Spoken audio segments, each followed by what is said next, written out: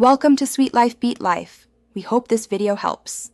You start by confirming you have the right prerequisites, both devices updated and each contact available. Open WhatsApp, go to Account then Security to view safety numbers. You verify a contact's 60-digit code or scan their QR code. This ties the session to a specific encryption key and prevents man-in-the-middle attacks.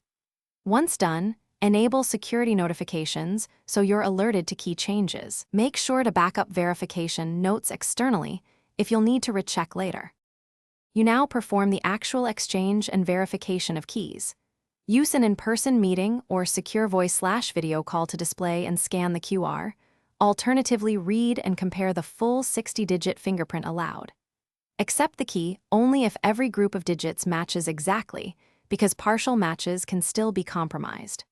Once matched, WhatsApp links that identifier to the contact and marks the chat as verified. Make a quick note of when and how you verified for accountability and future check. You finish by confirming the chat displays the linked safety number and that security notifications are active.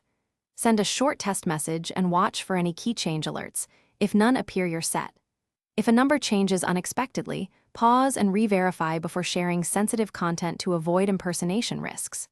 Troubleshooting tip: if verification fails, update WhatsApp on both devices, restart phones, and repeat the QR scan.